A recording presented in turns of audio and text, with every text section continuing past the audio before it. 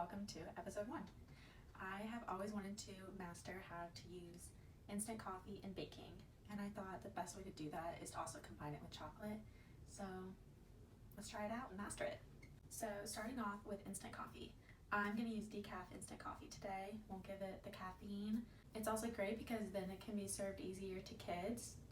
To master the instant coffee and baking, we are going to make the chocolate molten cakes by Joanna Gaines in her Magnolia 3 cookbook. So first we're going to take a baking sheet and get ramekins. So I have some ramekins. I'm going to place them on the plate, on the baking sheet, and spray. Okay, we're going to use Joanna Gaines's recipe, but we're going to modify it a little bit. I'm going to make it gluten-free because my husband is very sensitive to gluten, and with the decaf instant coffee. So I need 1/4 of a cup of chocolate chips, or you can use bar chocolate. The chocolate chips are just easier, I think, to make sure it all melts better. A stick of butter. Now that we have our butter and our chocolate chips, let's microwave it for 30-second intervals and mix it. I'm always trying to get better at when I go to somebody's house bringing a gift, and that could be a food item, and how special it would be to get these. We're just gonna stir it. We're gonna put it back in. Let's check it again. I don't think it needs any more time. Now we have our chocolate. It is quite melted. It's just gonna keep melting as it's sitting there and as it's cooling too. I think putting them in the ramekins too will be really cute. As the chocolate is cooling a little bit more, I am going to whisk 3 eggs. I was not very confident.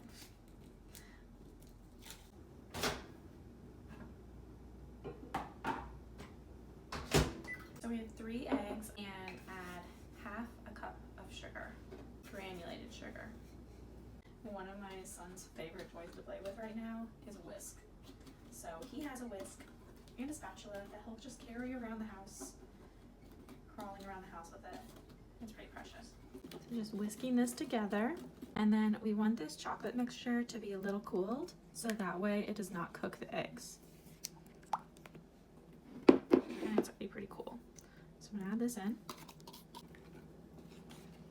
I'm gonna add 1/4 of a cup of flour, gluten-free flour. So 1/4 of a cup. I'm actually usually very clean when I cook, because I do not want to have to clean up a mess if I just have to. I'm going to do some vanilla. I don't generally measure vanilla when I put it in recipes. I just...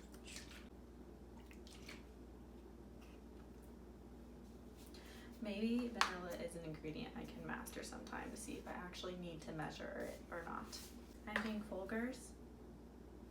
Smells good. It's an instant coffee granules. So we're going to do a teaspoon of the coffee granules. I am going to measure this. While I'm recording this, my son is taking a nap and he's starting to stir, so I feel like my eyes are constantly checking the monitor. Sometimes you gotta take the time when you have it. And then 1/2 teaspoon of salt. I love having these little jars. I have one of salt and one of pepper. It makes it so quick for measuring salt and pepper for recipes.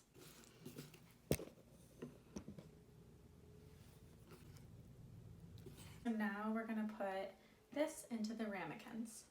And you might be wondering why I have not started the oven yet. That is because I did this while my son was napping, as I mentioned earlier in the video. And so, might be interrupted. I think he's awake now.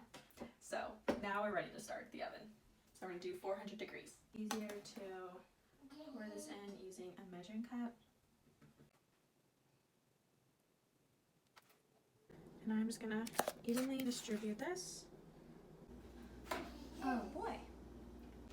So I'm going to clean this up, because otherwise it could burn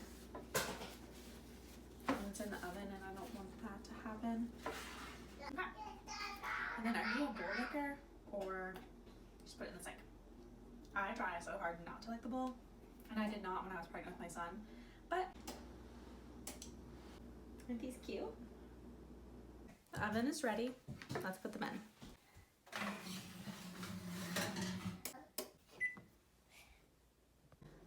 the oven just beeped. We're gonna check it, and it should be set on the outside and still pretty wet in the middle.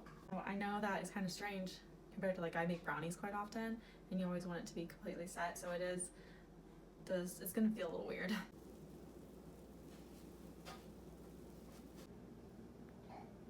They're out of the oven. Now I'm gonna put it on here so it doesn't burn my counter. 1, 2, 3.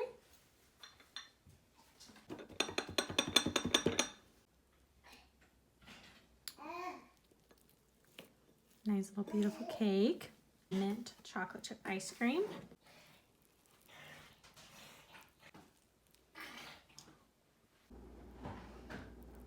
Nice and moist. So good.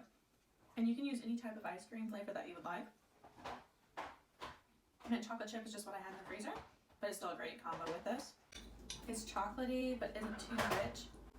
And it's gluten-free, decaf. I can still taste the coffee flavor, but it isn't overwhelming or bitter. It's pretty perfect. Let me know if there's an ingredient that you would like me to try.